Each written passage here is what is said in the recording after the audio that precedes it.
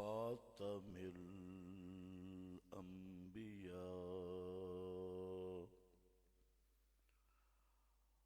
أما بعد فأعوذ بالله من الشيطان الرجيم بسم الله الرحمن الرحيم يا أيها الذين آمنوا كتب عليكم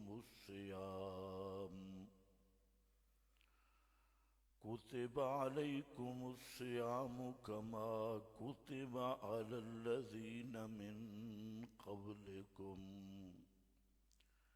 لعلكم تتقون سبحان ربك رب العزة عما يصفون وسلام على المرسلين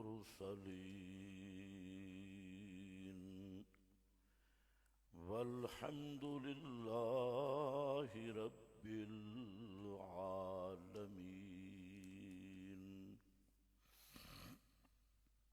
انتہائی قابل قدر بزرگوں اور بھائیوں، رمضان المبارک کا مقدس اور مبارک مہینہ اس کا آغاز ہو چکا ہے، اور یہ ماہ مقدس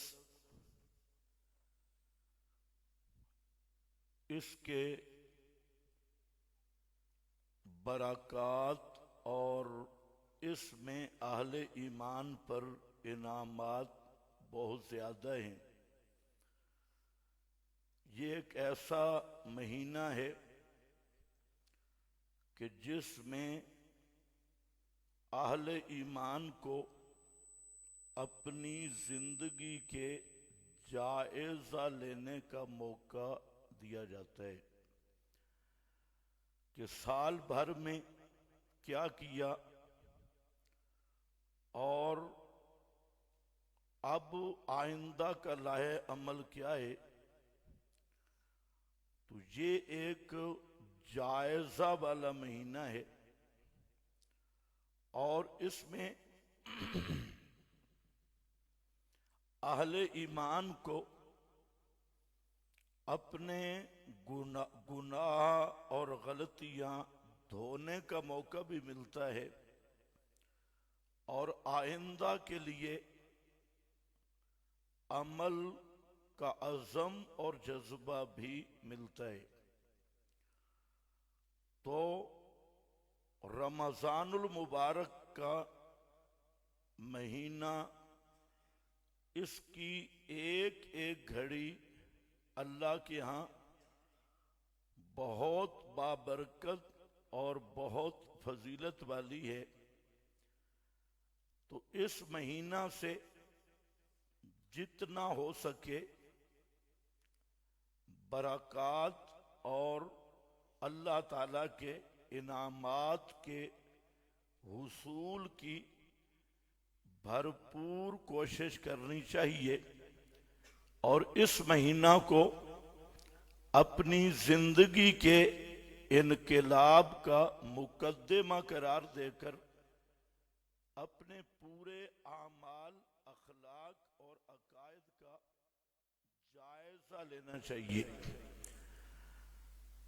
اس میں اللہ رب العزت نے رمضان میں ایک انعام رکھا ہے، وہ ہے صیام رمضان، رمضان کے روزے، اور اس کی حکمت بیان کی۔ کتب علیکم الصیام، کہ ایمان والو تم پہ روزے رکھنا فرض کیے گئے، لعلکم تتقون، تاکہ تم تتقون تقوی حاصل کرو۔ تتقون بچ سکو۔ تو اس تتقون کے لفظ میں فلسفہ صیام اور وجہ اور حکمت بیان کر دی، اور روزوں کی پوری حقیقت آپ حضرات کے سامنے کھل کر آ گئی کہ روزے کا مقصد یہ نہیں کہ اللہ کے خزانوں میں کچھ کمی آ گئی اور تم روٹی کم کر دو اور کھانا پینا دن کو چھوڑ دو، تو اللہ تعالیٰ کے خزانوں میں کمی نہیں آنے والی۔ یہ انسان کی ٹریننگ ہے، اور نفس کو کمزور کرنا ہے۔ جب نفس پہ قابو ہوگا اور نفس کمزور ہوگا تو اعضاء خود بخود رک جائیں گے، اعضاء پہ قابو ہوگا۔ اور جب نفس میں زور ہوگا اور یہ شاہ زور ہوگا اور بے مہار ہوگا تو اعضاء پہ پھر کنٹرول نہیں ہوگا، پھر آنکھ غلط طرف اٹھے گی، زبان غلط کلمات کی طرف حرکت کرے گی، اور ہاتھ غلط سائڈ پہ اٹھیں گے، پاؤں غلط سائڈ پہ اٹھیں گے۔ جب نفس شریر ہوا اور طاقتور ہوا تو اعضاء اس کے تابع ہیں، اور اگر نفس کو آپ کمزور کر لیتے ہیں اور نفس سے مقابلہ جیت لیتے ہیں تو پھر سارے اعضاء پر آپ کا کنٹرول ہے۔ ہاتھ بغیر سوچے سمجھے نہیں اٹھیں گے، پاؤں بغیر سوچے سمجھے نہیں اٹھیں گے، زبان بغیر سوچے سمجھے نہیں بولے گی۔ تو انسان کے اندر کا جو نفس ہے اس کو قابو کرنے کا اور اس سے مقابلہ کرنے کا اور اس سے کمزور کرنے کا ایک طریقہ روزے ہیں۔ جب روزے میں 10-12 گھنٹے انسان نفس سے لڑائی کرتا ہے اور پورا مہینہ تک یہ لڑائی جاری رہتی ہے، صبح اٹھتا ہے اور یہ کش مکش اور لڑائی شروع ہوتی ہے۔ گھر میں جو انسان کی خواہشات ہیں، کھانا ہے، پینا ہے، اور اسی طرح شہوانی جذبات ہیں، تو ان سے اپنے گھر میں روٹی پڑی ہے، دل اندر کا جو مولوی ہے وہ کہتا ہے کھا لے، لیکن اس کے ساتھ لڑائی ہو رہی ہے۔ کہتا ہے روزہ ہے، پیاس لگی ہے، ٹھنڈا پانی پڑا ہے، بہترین دیکھنے والا بھی کوئی نہیں، اور اندر سے ایک آواز آتی ہے پی لے، کوئی نہیں دیکھنے والا، لیکن اس کا مقابلہ کرنے والی بھی ایک آواز ہوتی ہے بھائی روزہ ہے، اور روزہ ہے وہ عزم ہے آپ کا، اور یہ نفس ہے، اور یہ اندر کی لڑائی ہے۔ ایک انسان کا عزم ہے اور ایک نفس ہے۔ عزم کہہ رہا ہے صبر کر لے، نفس کہتا ہے پی لے۔ تو یہ کشمکش اور نفس اور عزم کی جنگ اگر 30 دن آپ اس کی ٹریننگ کر کے نفس کو قابو میں لے آنے کی ٹریننگ میں کامیاب ہو گئے تو یہ آپ کی زندگی کا انقلاب ہے۔ اور جب حلال کھانے سے آپ نے روک لیا، اپنا کھانا حلال کھانا ہے، روزے نے روک دیا، حلال کا پینا ہے، روزے نے روک دیا، اپنی بیوی ہے اور نکاح والی ہے، حلال ہے، روزے نے پابندی لگا دی، تو جب یہ ٹریننگ آپ نے حاصل کر لی تو سوال ہی پیدا نہیں ہوتا کہ مومن آدمی پھر حرام کا لقمہ کھائے، اور مومن آدمی پھر حرام کے مشروبات پیے، اور پھر اہل ایمان ہو کر بد نظری کی لعنت میں مبتلا ہو، تو مطلب کیا ہے کہ یہ ہے لعلکم تتقون، روزے کا اصل مقصد تمہارے اندر تقوی پیدا کرنا ہے. اور تقوی کیا ہے؟ اللہ کا ڈر. اور یہ ٹریننگ کس کے ساتھ ہوتی ہے؟ نفس کے ساتھ. اور جب جو انسان نفس کا مقابلہ کرنا سیکھ گیا اور نفس کی خواہش کے خلاف کرنا سیکھ گیا، اس کو تقوی حاصل ہو سکتا ہے. لیکن جو آدمی نفس سے ہی شکست کھا گیا تو وہ کبھی متقی نہیں بن سکتا. پھر یہ جو لعلکم تتقون ہے، اس کو بھی سمجھنا ہے کہ تقوی کے 3 مراتب ہیں. ایک تقوی کا مرتبہ ہے اور درجہ کہ خلود فی النار سے بچ جانا، ہمیشہ ہمیشہ جہنم میں جلنے سے بچ جانا. یہ پہلا درجہ ہے تقوی کا، اور اس کا نام ایمان ہے اور عقیدہ کی صحت ہے. تو جس انسان کا عقیدہ صحیح ہو گیا، اعمال میں کوتاہی ہے بھی صحیح، تو ایک گارنٹی اللہ تعالی کی طرف سے اسے مل جاتی ہے کہ یہ ہمیشہ جہنم میں نہیں رہے گا. ہمیشہ ہمیشہ جہنم میں وہ صرف اور صرف کافر رہے گا، مشرک رہے گا. جس کے عقیدے میں گڑبڑ ہے وہ ہمیشہ جہنم خالدن مخلدن، ہمیشہ وہ جہنم میں رہے گا. تو اس درجے کا نام ہے صحت عقیدہ، کہ اپنے عقیدے کو درست کرنا تاکہ ہمیشہ جہنم میں جانے سے آدمی بچ جائے. تو یہ پہلا تقوی کا درجہ ہے جس کا نام ہے ایمان اور صحت عقیدہ.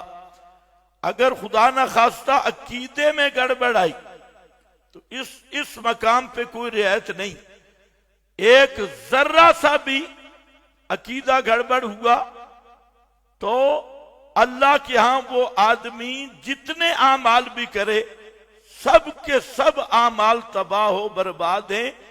اس لیے اللہ نے جہاں اعمال کا حکم دیا وہاں ایمان کی شرط لگائی. خطاب بھی تب کیا یا ایھا الذین آمنوا، کس سے بات کی؟ ایمان والوں سے. کچھ باتیں عام کی ہیں، یا ایھا الناس، سب لوگوں سے جب خطاب کیا تو وہاں توحید کی دعوت ہے، وہاں رسالت پہ ایمان کی دعوت ہے، وہاں قیامت کی دعوت ہے، وہاں قرآن کی حاکمیت کی دعوت ہے. یا ایھا الناس اعبدوا ربکم، یا ایھا الناس ان کنتم فی شک من دینی فلا اعبد الذین تعبدون من دون اللہ. یا ایھا الناس سے خطاب، اور فرمایا کہ سنو، اللہ کے سوا کوئی پکارے سننے والا نہیں، کوئی حاجت روا مشکل کشا نہیں. توحید خالص کی دعوت کے شروع میں یا ایھا الناس، اور نصاب توحید یا ایھا الناس قد جاءتکم موعظۃ من ربکم وشفاء لما فی الصدور ہدی ورحمۃ للمؤمنین. فرمایا یا ایھا الناس، اے لوگو تمہاری طرف میرا باز آ رہا ہے. جاءتکم موعظۃ من ربکم، میری نصیحت اور میرا باز، میرا نصاب یہ تمہاری طرف آ رہا ہے.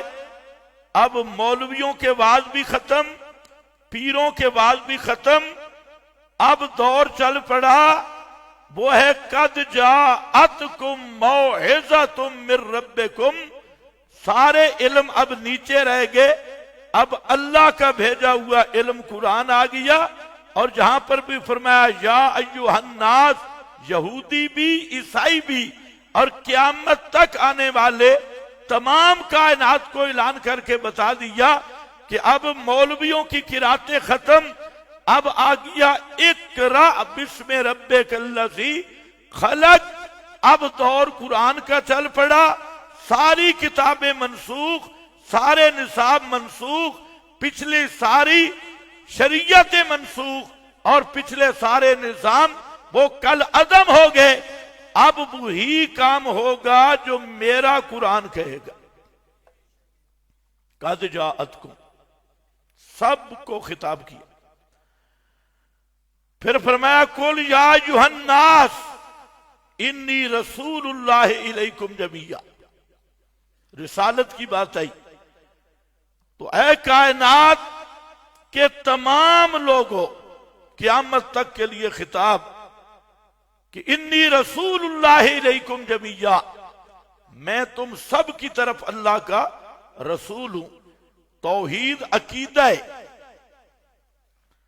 قیامت عقیدہ ہے، وہاں پر بھی یا ایھا الناس ان زلزلۃ الساعۃ شیء عظیم، جہاں توحید کا ذکر کیا وہاں آیا یا ایھا الناس، جہاں رسالت کا ذکر کیا رسالت محمدیہ کا وہاں پر بھی یا ایھا الناس، جہاں نصاب محمدی قرآن کا ذکر کیا عالمی کتاب کا جو صرف ریونڈ میں نہیں باقی ہر جگہ پہ عالمی کتاب کا اور عالمی نصاب کا ذکر کیا تو یا ایھا الناس، اے لوگو، عالمی کتاب یہ ہے، یہ قرآن ہے، اس کے علاوہ کوئی عالمی کتاب نہیں، یہی عالمی کتاب آ گئی، وہاں پر بھی عالمی خطاب، رسالت میں عالمی خطاب، توحید میں عالمی خطاب، قرآن کے بیان میں عالمی خطاب۔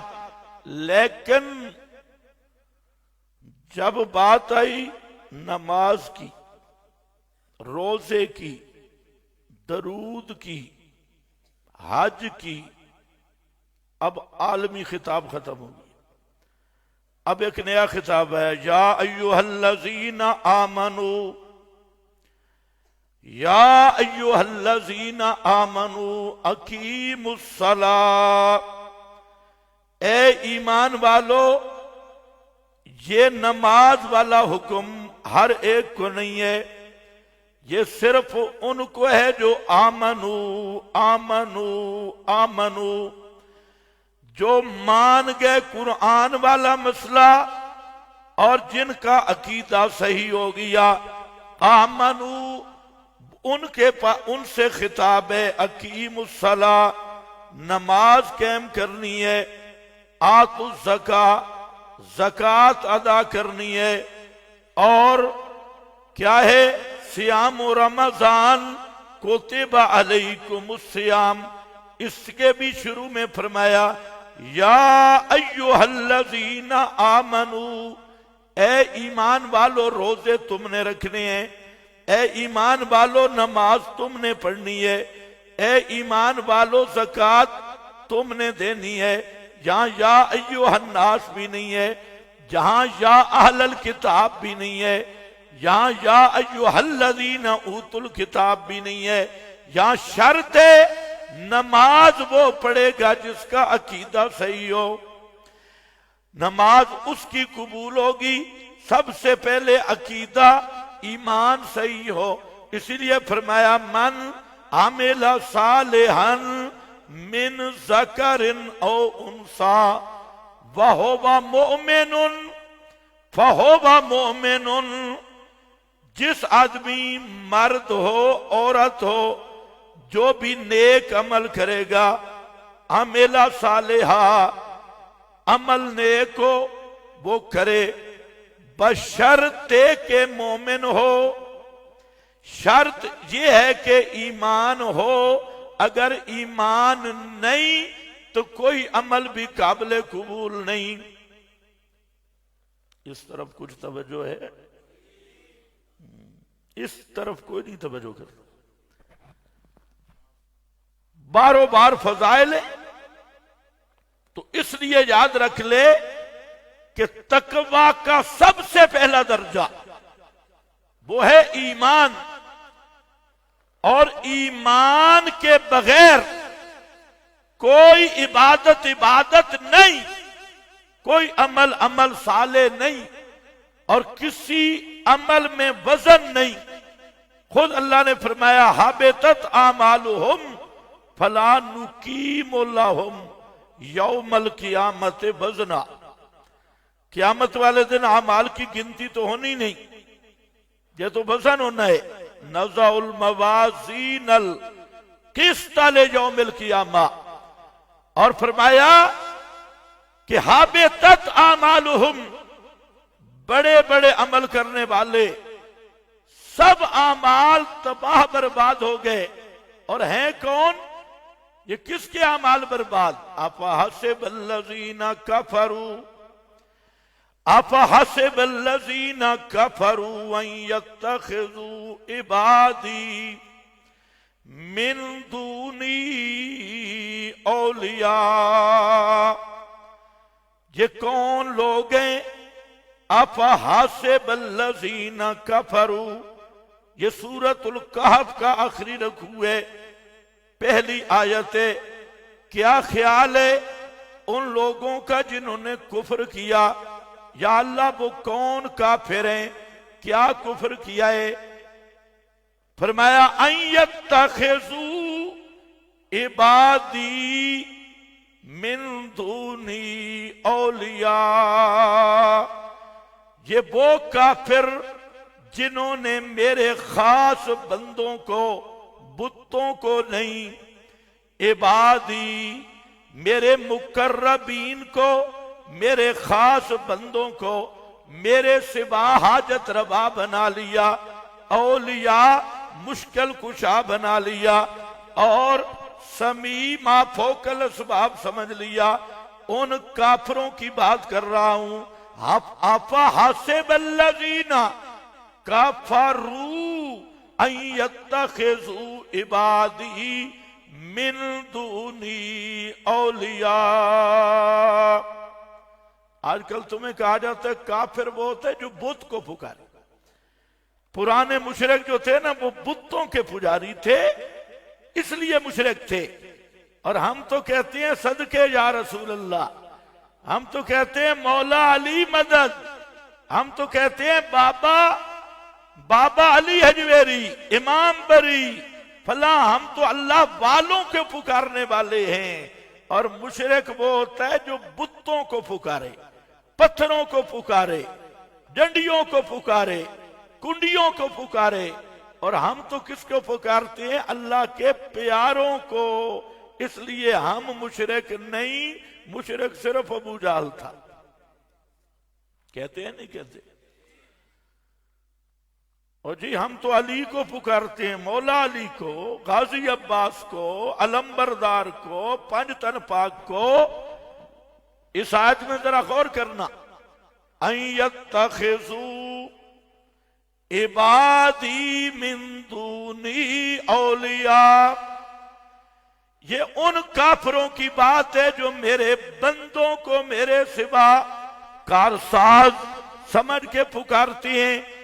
عبادی اسنامی نہیں ہے، احجاری نہیں، جو علی کو مشکل کشا سمجھے اور پیغمبر کریم کے متعلق عقیدہ رکھے کہ پیغمبر کریم یہاں سے میری پکار کو سنتے ہیں یا مدینہ سے سنتے ہیں، یہاں سے دیکھتے ہیں یا مدینہ منورہ سے دیکھتے ہیں، یہی وہ کافر ہے۔ افحسب الذین کفروا ان یتخذوا عبادی من دونی اولیاء۔ فرمایا یہ کون ہے؟ حبطت اعمالہم فلا نقیم لہم یوم القیامت وزنا، جتنی مرضی نمازیں پڑھیں، روزے رکھیں، قیامت کے دن ان کی نمازوں کا فوٹو تو ہوگا لیکن وزن شزن کوئی نہیں ہوگا۔ ان کے روزوں کے نقشے تو ملیں گے لیکن ہباء منصورا، ان میں کوئی وزن نہیں ہوگا۔ ان کے بڑے بڑے اعمال پہاڑوں کی طرح इनके आमाल की तस्वीरें तो नजर आएंगी लेकिन अंदर वजन शजन कोई नहीं है। हाबितत आमालुम फला नुकीमु लहुम यौमल क़ियामत वज़ना।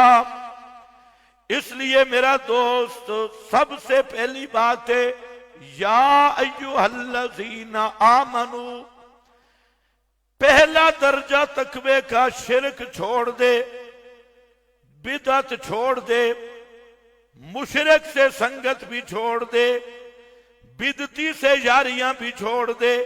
ये सबसे पहला तकवा है। और जब तक इस तकवे पे नहीं आता तो जहन्नम में हमेशा रहने से नहीं बच सकता। सबसे पहले कोशिश कर कि मुखल्लद फिन्नार न बन, हमेशा हमेशा के लिए जहन्नमी न बन। और हमेशा जहन्नम में कौन होगा? जिसके अकीदे में गड़बड़ है और ईमान सही नहीं है, शिरक जैसा जुर्म करता रहा है और मुशरिकों को अपना यार बनाता रहा है और इस पर फिर हुस्ने अकीदा भी रखता है कि मैं बड़ा अच्छा काम कर रहा हूं, तो ये वो बदबख्त है। वो 1000 रोजे रख ले, 12 महीने रोजे रखता रहे, लेकिन मुशरिक का कोई रोजा कबूल। इसलिए जिसका अकीदा ठीक नहीं वो बेचारा रोजा रखने की तकलीफ भी न करे। रोजों के लिए शर्त है अकीदा कुरान वाला हो। ये पहला दर्जा है तकवे का। और दूसरा दर्जा तकवे का हराम से बचना है, मकरूह तहरीमी से बचना है। मकरूह तहरीमी भी हराम के करीब है। और हर हराम से बच जा, चाहे कत्ती हराम है उससे भी बच जा। और कत्ती हराम क्या है? हर्रम अलैकुमुल मैता, मुर्दार हराम। और फरमाया अद्दम, खून हराम। और खिंजीर का और सूअर का गोश्त हराम। और 11वीं 12वीं तकर्रुब वाले हलवा और चावल भी हराम। गैरुल्लाह के नाम की देगें और काला कुक्कड़, चिट्टा कुक्कड़, चाहे वो जिन्नात के तकर्रुब के लिए हो या कब्र वाले बाबे के तकर्रुब के लिए हो, चाहे वो हलवा हो, चावल हो, और मुर्गे और बटेर हूं, मुर्गे हूं, बकरे हूं, और जो कुछ भी है मा उहिल्ला बिही लिगैरिल्लाह, ये भी हराम है। इससे भी बच मेरा भाई, हराम से बच। ये भी क्या है? तकवा है। जुआ हराम है, शराब हराम है, लाटरियां मैसर की जितनी सूरतें हैं, जुए की जितनी सूरतें हैं हराम है। सूद खाना हराम है, हलाल समझना कुफ्र है। शराब पीना हराम है, हलाल समझना कुफ्र है। जुआ खेलना हराम है, हलाल समझना कुफ्र है। दूसरे का हक खाना, फराड करना, दुकान पे बैठ के मामलात में 2 नंबरी करना, किसी के पैसे खा लेना, कर्ज के पैसे खा लेना, फराड से ले लेना, दुकान पे बैठ के फराड करना। ये समझ रहा है मुझे पैसे मिल रहे हैं, ये जहन्नम खरीद रहा है। और घर में हराम खुद खा रहा है, औलाद को भी हराम खिला रहा है। और अल्लाह के महबूब ने फरमाया ला यदखुलुल जन्नता जसदुन गुज़िया बिल हराम, वो जिस्म जन्नत में दाखिल नहीं होगा जो हराम के माल से पला हो। हराम का माल खा खा के जहन्नम का दुम्बा बन गया है। और ये हराम क्या है? मौलवी हराम खाता है, दुकानदार भी हराम खाता है। मौलवी के लिए हराम ये है कि फीसें लेके मसला छुपा गया, चंदे लेके मसला छुपा गया, और हलवे 11वीं 12वीं के चक्कर में मसला हक बयान नहीं किया। तो ये मौलवी भी डाकू और मसले का चोर है। दुकानदार दुकान पे फराड कर रहा है, विरासत के हिस्से खा गया। रमजान चूंकि जायजे वाला महीना है ना, हाँ जायजा ले लो کسی کی حرام زمین تو نہیں دبائی ہوئی، کسی کے وراثت کے حصے تو نہیں کھائے ہوئے، بہنوں کا حق تو نہیں کھایا ہوا، بھائیوں کے حق پہ تو قبضہ نہیں کیا ہوا، کسی پڑوسی کی زمین قبضہ مرلے پلاٹ تو نہیں دبائے ہوئے۔ مباحثو اس بات پہ بھی سوچو، فکر کرو، یہ جائزہ کا مہینہ ہے، کہیں کسی غیر محرم سے کسی غیر محرم کو بہن تو نہیں بنایا ہوا، یا غیر محرم کو اماں جان اور خالہ تو نہیں بنایا ہوا۔ آپ کے کہنے سے وہ خالہ نہیں بنتی، آپ کے کہنے سے وہ امی بھی نہیں بنتی۔ شریعت نے جو رشتے رکھے ہیں یہی رشتے اصل ہیں۔ ہاں کہتے ہیں میری منہ بولی بہن ہے، منہ بولی ماں، یہ تیری منہ بولی ہے۔ منہ بولی بیوی بھی بنتی ہے، کبھی سنا ہے کہ منہ بولی بیوی ہے تو منہ بولی ماں کیسے بن گئی، منہ بولی بہن کیسے بن گئی؟ ہاں یہ روزے رکھنے، حرام سے بچنا یہ بھی تقویٰ ہے، اور یہ بھی دیکھنا ہے کہ میری اپنی جو ذمہ داری ہے، کلکم راعٍ، اللہ کے نبی کا فرمان ہے تم میں سے ہر آدمی ذمہ دار ہے، راعٍ، وَكُلُّكُمْ مَسْئُولٌ عَنْ رَعِيَّتِهِ، قیامت کے دن جتنے بھی تمہارے متعلقین ہیں نا، ان کے بارے میں تم سے سوال ہوگا۔ گھر میں بیٹا نماز پڑھ رہا ہے نہیں، یہ حضرت حاجی صاحب سے سوال ہوگا، مولوی صاحب سے سوال ہوگا۔ ساری رات بیٹا فلمیں دیکھ رہا ہے، کوئی پرواہ نہیں، حرام کاری حرام خوری پہ لگائے، کوئی کیا صبح ماں بھی کہتی ہے، ابا جی بھی کہتا ہے نہیں سونے دو، میرا بیٹا لیٹ تشریف لایا، نماز پہ نہ اٹھے، لیٹ تشریف لایا۔ اور میرا بھائی، اللہ کے رسول نے فرمایا قیامت کے دن تجھ سے سوال ہوگا، بیٹا تیرے گھر میں رہا، نماز کیوں نہیں پڑھی؟ کلکم مسئول، ہر ایک سے سوال ہوگا، تیری بیٹی تیری بی بی شرعی پردہ کیوں نہیں کیا؟ یہ شرعی پردہ بھی اس طرح فرض تھا جیسے نماز روزہ فرض تھا، اس حرام سے کیوں نہیں بچا اور شرعی پردہ نہیں کیا؟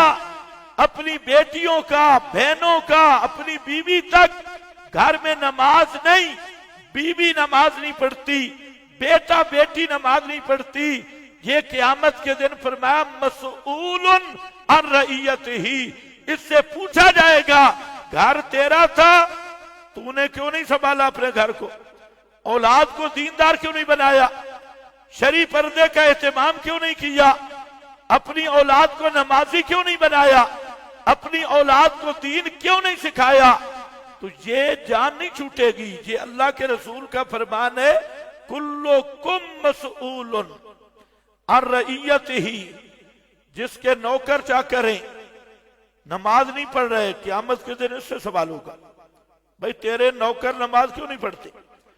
روزہ نہیں رکھ رہے، متعلقین ہیں، یہ ذمہ دار ہے، رائی ہے، اور گھر کا رائی، کوئی آدمی 4 آدمیوں پر ذمہ دار، کوئی 10 پہ، کوئی 15 پہ، کوئی 20 پہ، کوئی 100 پہ، کوئی پورے ملک پہ، کوئی پورا امیر المومنین اسلامی دنیا پہ، تو یہ ہر ایک کی رعیت ہے۔ تو اس لیے خود بھی ہر حرام سے بچ جاؤ اور اپنے متعلقین کو بھی بچاؤ۔ اور یہی مسئلہ قرآن میں بھی ہے، قُوا أَنفُسَكُمْ وَأَهْلِيكُمْ نَارًا، قُوا أَنفُسَكُمْ، اپنے آپ کو بھی بچاؤ جہنم سے، اور کس کو بچانا ہے؟ اہلیکم، اہلیکم، اپنے متعلقین کو بھی بچاؤ، جتنے تمہارے تابع رعایا ہیں تم ان کے بادشاہ ہو۔ اور قیامت والے دن اسی چودھری سے پوچھا جائے گا، چودھری صاحب تیرے نوکر تیری دکان پہ تھے اور تیرے خادم تھے، کبھی پوچھا تھا، نماز پڑھائی تھی، عقیدہ سمجھایا تھا، ساری زندگی تیرے ساتھ آ کے آئے، تو نے کبھی توحید کا مسئلہ انہیں سمجھایا ہو، کبھی دین کی بات کی ہو، تو اس لیے میرا بھائی خود اپنے آپ کو بھی بچاؤ جہنم سے، اور اہلیکم، بیوی، بچے، اولاد، متعلقین، نوکر چاکر، خدام، سب کو مسئلہ سمجھاؤ توحید والا اور اعمال پہ لگاؤ۔ تو دوسرا درجہ تقویٰ کا کیا ہے؟ حرام سے بچنا۔ بولو شاباش۔ کس سے بچنا؟ حرام سے بچ جانا۔ رمضان جائزے والا مہینہ ہے، ہر آدمی سوچے، فکر کرے کہ میں کن گناہوں میں مبتلا ہوں۔ یہ مہینہ آ گیا، اللہ نے آپ کو موقع دے دیا، اپنے آپ کو پاک کر لو، صاف کر لو، اور تب ہوگا کہ آدمی گھر بیٹھ کے سوچے کہ میری زندگی میں کون سی کمی ہے، کس بیماری کا میں شکار ہوں، میرے گھر میں کون سا دین کی خلاف ورزی ہے، اللہ رسول کی بغاوت ہے، زندگی میں میری کون سی اللہ رسول کی بغاوت ہے، میری زندگی میں کون سا گناہ ہے۔ ان گناہوں سے جان چھڑانے کا یہی مہینہ آ گیا، اور اسی مہینہ میں اپنے آپ کا جائزہ لے لو، پتہ نہیں زندگی میں پھر یہ مہینہ ملے بھی صحیح یا نہیں۔ بڑے ہی خوش قسمت آدمی ہے جس کو ایمان کی حالت میں رمضان مل گیا، اور رمضان تمہارے گناہوں کو دھونے کے لیے ملا۔ یہ اللہ کی سب سے بڑی نعمت ہے، اور صرف کانوں پہ ہاتھ لگانا توبہ نہیں۔ سوچو کہ میرے اندر کون سی بغاوت اور کمی ہے۔ دوسرا درجہ تقوی کا ہر حرام سے بچنا ہے، ہر مکروہ تحریمی سے بھی، بولو شاباش، ہاں، ہر حرام چیز سے بچنا ہے، مکروہ تحریمی سے بھی بچنا ہے، کول شریف سے بھی بچنا ہے، 40ویں شریف سے بھی بچنا ہے، ہر بدعت کی مجلس سے بھی بچنا ہے، ہر بدعت سے بھی بچنا ہے، عملی بدعات کو چھوڑنا ہے۔ یہ مکروہ تحریمی جو عملی بدعات ہیں ان سب کو چھوڑنا ہے، یہ دوسرا درجہ ہے۔ اور تیسرا درجہ تقویٰ کا، تیسرا درجہ تقویٰ کا یہ ہے کہ اپنے دل کو توحید کا، توحیدی انوار اور تجلیات کی تجلی گاہ بنانا ہے۔ کیا لفظ میں نے بولا؟ اپنے دل میں، اپنے دل کو سنبھال، دل کا جائزہ لے، اپنے دل سے غیر اللہ کی میل نکل جائے، دنیا کی محبت نکل جائے، دنیا کا روب نکل جائے، اور غیر اللہ کی محبتوں سے دل خالی ہو جائے، انوار الہیہ اللہ کی توحید کے نور سے دل جگمگا اٹھے، اور تیرا دل جیسے عرش اللہ کی تجلی گاہ، کعبۃ اللہ یہ اللہ کی تجلی گاہ، تیرے دل میں اللہ کی توحید کے انوارات آئیں، اور تیرا دل وہ تجلی گاہ بن جائے، اللہ کی خاص انوارات کی، اللہ کی توحید کے خاص نور کی تجلی تیرا مومن آدمی کا دل بن جائے۔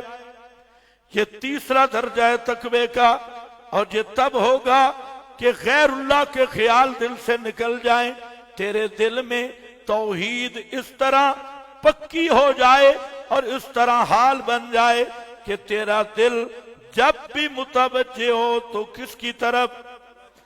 صرف اللہ کی طرف۔ ہر دکھ، ہر سکھ میں، ہر جگہ پہ تیرے دل میں اللہ ہی اللہ رہ جائے، اور ماں سے اللہ ختم ہو جائے، غیر اللہ کی میلیں نکل جائیں، اور تیرا دل چمکنے لگے جیسے اللہ کے انوارات۔ اللہ کی ذات تو مکانوں سے پاک ہے، وہ کسی مکان میں نہیں، اللہ ہوتا بھی وہ ہے جو مکان سے پاک ہو، لیکن اللہ کے انوارات عرش پہ بھی ہیں، اللہ کے انوارات کعبۃ اللہ پہ بھی ہیں، اور یہ جو تیرا دل ہے مومن موحد کا دل، اس میں اللہ نے سب سے زیادہ یہ قوت رکھی ہے اپنے انوارات کو جذب کرانے کی. وہ قوت کعبہ میں بھی نہیں،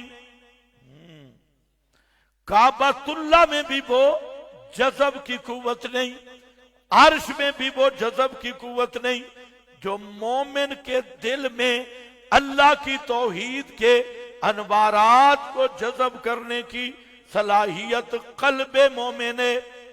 اس لیے اپنے دل کو جب اللہ کے انوارات کی تجلی گاہ بنا دے گا تو پھر ہوگا الا بذکر اللہ تطمئن القلوب. پھر آواز آئے گی یا ایتھا النفس المطمئنہ. یہ مطمئن ہو گیا اور اس کے دل میں اللہ ہی اللہ رہ گیا، ما سوا اللہ نکل گیا. یہ کتنا درجہ ہے بھائی؟ بولو. پہلا درجہ کیا ہے؟ پہلا درجہ خلود فی النار سے بچ جا. اونچا بول.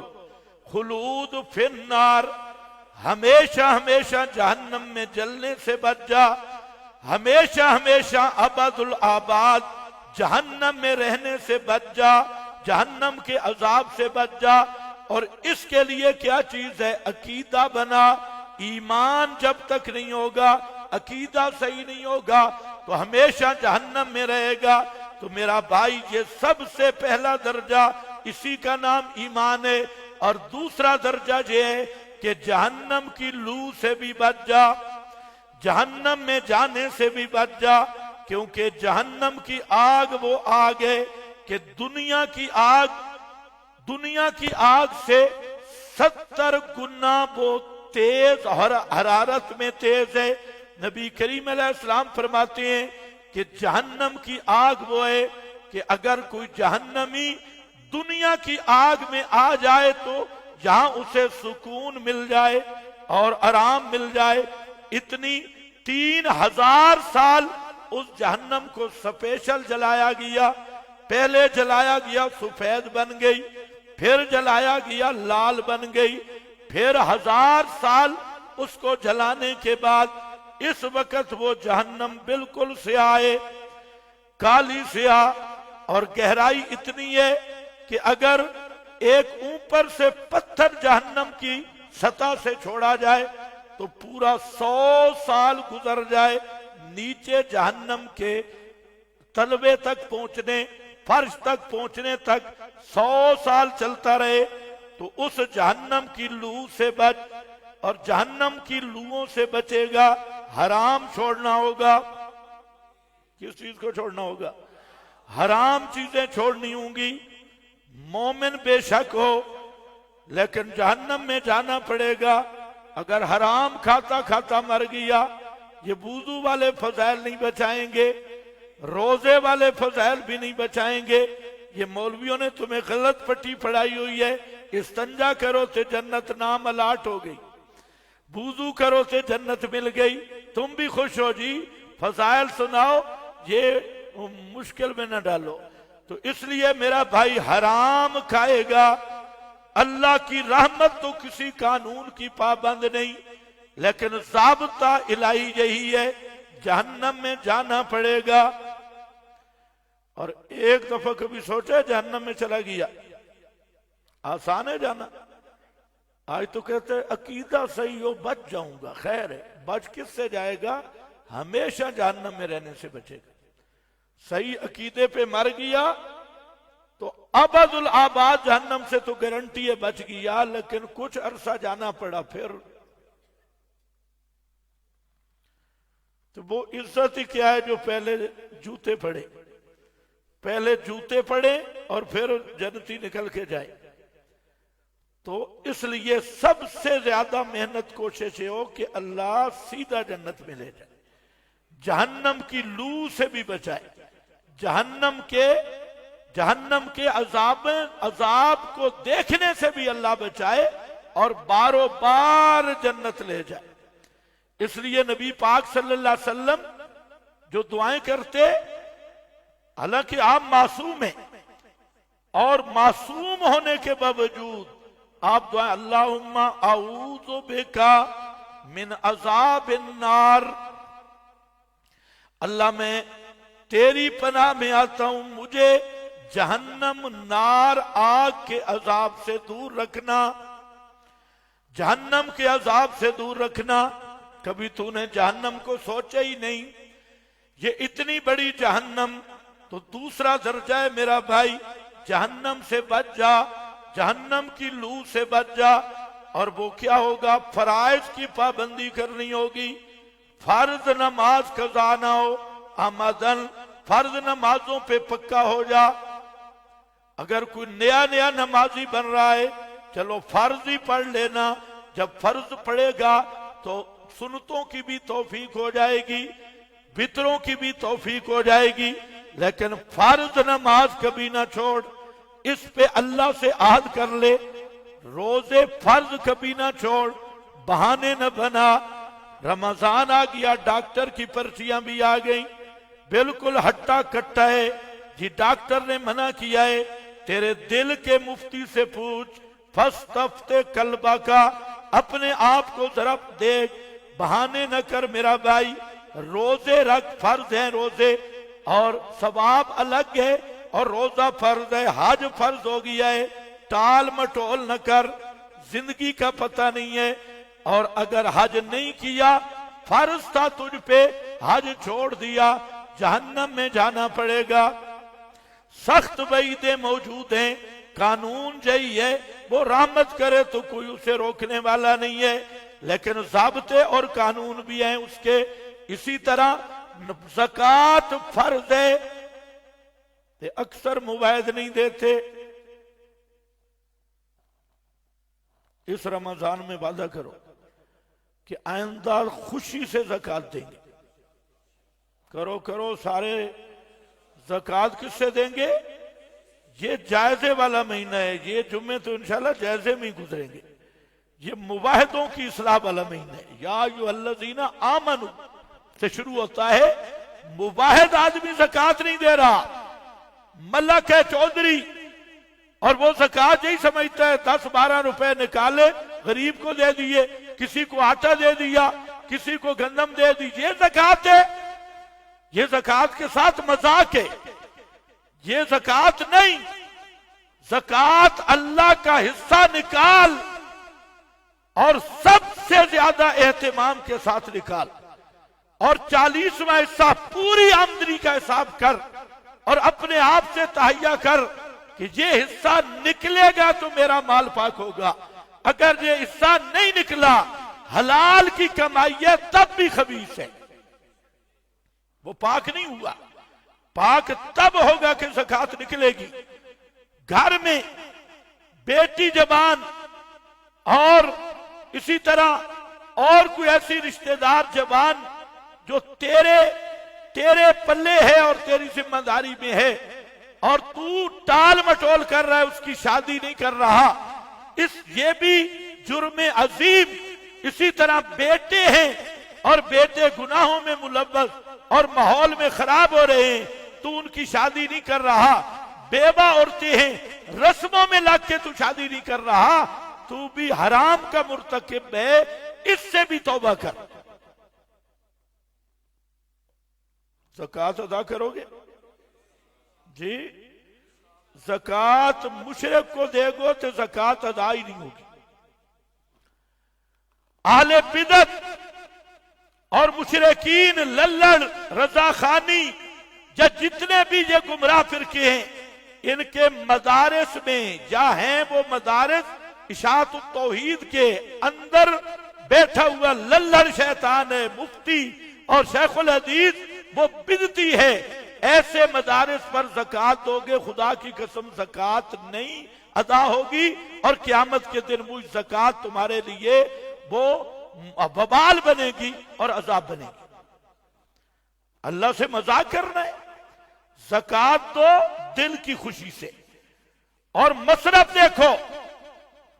اور جو مدارس کا رواج، سب سے بہترین زکوٰۃ کا مصرف مدرسہ ہے، طلباء ہیں، اس میں کوئی شک نہیں، سب سے بہترین، کیونکہ صدقہ جاریہ بھی ہے۔ اور تعلیم میں بھی معاونت ہے اور اس زکوٰۃ کی بھی ادائیگی ہے اور سب سے زیادہ صاف ستھرے مستحق یہ مدارس. لیکن مدارس وہ جو مدارس ہیں وہ نہیں جو گرجا گھر بنے ہوئے ہیں. اور مدرسہ مسجد مدرسہ تب رہتا ہے جب تک وہ توحید کا مرکز رہے, مسئلہ بیان ہوتا رہے. اور جو مسجد اور جو مدرسہ وہ توحید کو چھپانے والا بن گیا ہے اور شرک بدعت کا اڈا یا کتمان اور تلبیس کا اڈا ہے, وہ مسجد اور مدرسہ وہ مسجد مدرسے کے اس وقت حکم میں نہیں جب تک اس میں اللہ کی توحید کی چوری ہو رہی ہے, تلبیس اور کتمان ہو رہا ہے یا شرک اور بدعت کا اڈا بنا ہے. اس سے گردوارہ اور ہندوؤں کا مندر, عیسائیوں کا گرجا اور اس مدرسے میں کوئی فرق نہیں. صاف مسئلہ ہے. تو یہ کیا لینا ہے؟ جائزہ. بولو کیا لینا ہے؟ جائزہ. ٹائم چونکہ اوپر ہو گیا ہے. تیسرا جو درجہ ہے نا تقویٰ کا, آنا میں جہاں چاہتا تھا, تیسرا درجہ. اور یہ تیسرے درجے کا جو کمال حاصل ہے جس آدمی کو, اس کا نام ہے ابو بکر صدیق. کیا نام ہے؟ ابو بکر الاتقا. الاتقا سب سے زیادہ متقی. تمہیں تو فرمایا لعلکم تتقون, تم بچ جاؤ, ان فرائض کی کوتاہی سے بچو, حرام کاموں کے قریب نہیں جانا, یہ تمہارا تقویٰ ہے.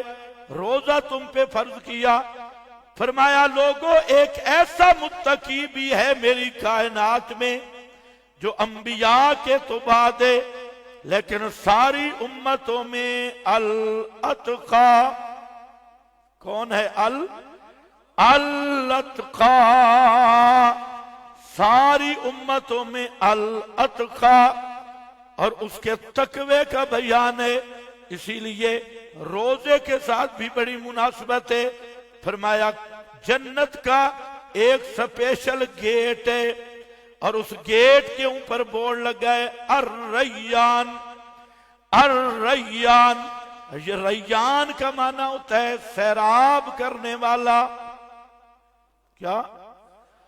پیاسوں کو پیاس سے سیراب کرنے والا, پیاس بجھانے والا ریان. وہاں سے روزے والے متقی گزریں گے. اور جب یہ حدیث بیان کی ہے فرمایا جنت کے 8 دروازے ہوں گے, بڑے بڑے دروازے ہوں گے, پریشان نہیں ہونا, بڑے بڑے گیٹ ہوں گے جنت کے. سبحان اللہ.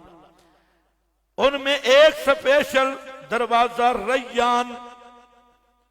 پوچھنے والا پوچھتا ہے اللہ کے رسول, روزے داروں کو ریان سے بلایا جائے گا؟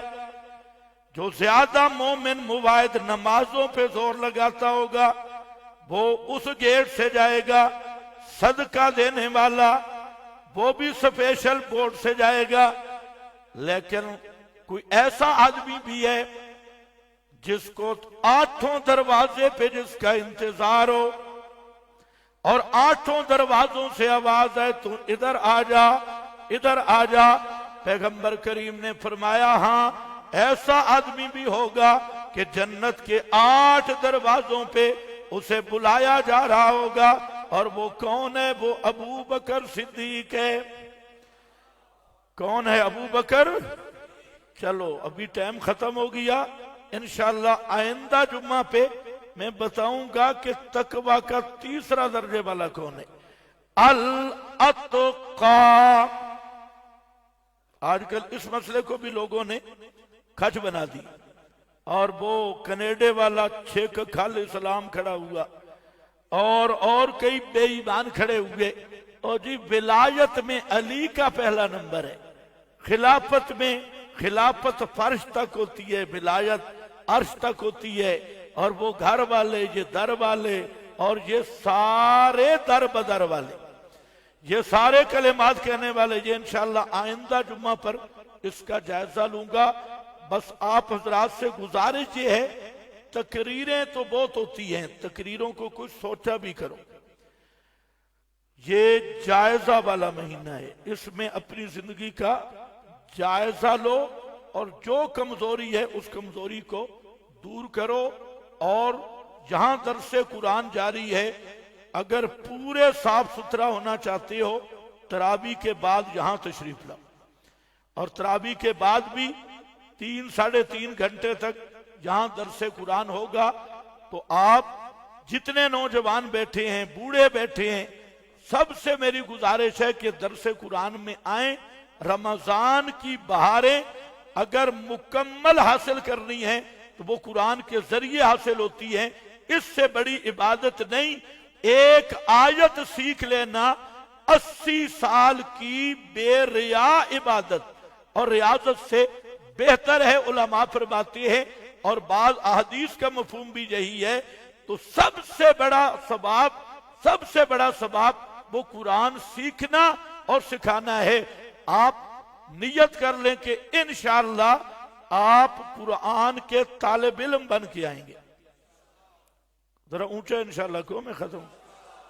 بھائی نیت کرو صحیح، ریبنڈ والا ارادہ نہیں، ارادے پہ نیکی نہیں ملتی، نیت پہ ملتی ہے. نیت کر لو کہ انشاءاللہ دن کو جو آنا چاہے دن کو بھی ہوتا ہے، رات کو آنا چاہے رات کو بھی، زور کے بعد آنا چاہے زور کے بعد بھی. یہاں 24 گھنٹے سروس ہے اور قرآن پڑھایا جا رہا ہے. آپ یہاں تشریف لائیں، قرآن کے قریب آئیں، اپنا ایمان بچائیں. اور جس کو قرآن سننے کا چسکا پڑ گیا دورہ تفسیر کا، خدا کی قسم وہ پھر قرآن کے بغیر رہ بھی نہیں سکتا. یہ تمہارے چسکے اور طرف ہے نا، اس لیے تم ادھر آنا ذرا مشکل ہے. ذرا تھوڑا سا چسکا لگا کے دیکھو. یہ صرف 20-22 دن ہیں ان میں. اور یہاں طلباء ہیں، ہم الحمدللہ وہ منہ ٹیڑھا کر کے چندے مانگنے والے بھی نہیں ہیں. ہمیں اللہ نے ایسے وسائل، ایسے دوست اور ایسے مخلص مباحث ساتھی دیے جو اپنی طرف سے سب کچھ کرتے ہیں. لیکن میں آپ سے بھی کہنا چاہتا ہوں جو باہر سے مباحث یہاں تشریف لائے ہیں، آپ یہاں پر حصہ ڈالیں اور دل کھول کر ہمارے ان ساتھیوں کے ساتھ آپ بھی تعاون کریں. جہاں افطاری، سحری اور یہ جو باہر تم کوئی جناب دسترخوان لگاتا ہے، کوئی ادھر کوئی ادھر کوئی ادھر، وہ تو پتہ نہیں سارے بغیر روزوں والے کھاتی ہیں. یہاں سارے روزے دار، سارے قرآن کے طالب علم، مسافر. اور یہ آپ کے لیے موقع ہے. آپ کو مشورہ دے رہا ہوں، مانگ شانگ نہیں رہا، مشورہ دے رہا ہوں کہ اپنے پاک حلال مال سے جتنا آپ یہاں لگائیں گے طلباء کو دیں گے، مرکز توحید کی خدمت کریں گے، اللہ آپ کو اسی طرح اجر عظیم عطا فرمائے گا. اور یہ تو نظام ہے، یہ چلتا رہے گا. اور قسمت والوں کو اللہ اس نظام میں توفیق بھی دیتا رہے گا. وآخر دعوانا ان الحمدللہ رب العالمین.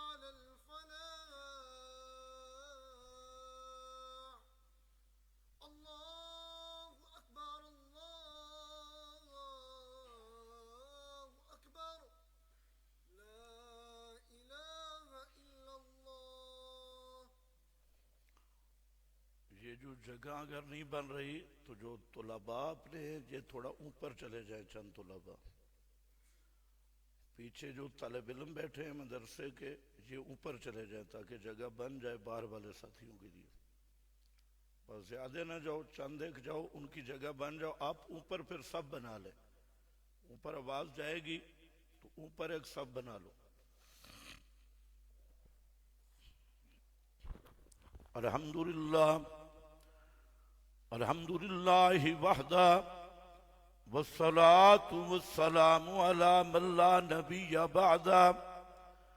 اما بعد فإن خیر الحدیث کتاب اللہ وخیر الحدی حدی محمد صلی اللہ تعالی علیہ وسلم وشر الامور محدثاتها فإن كل محدثة بدعة وكل بدعة ضلالة وكل ضلالة في النار.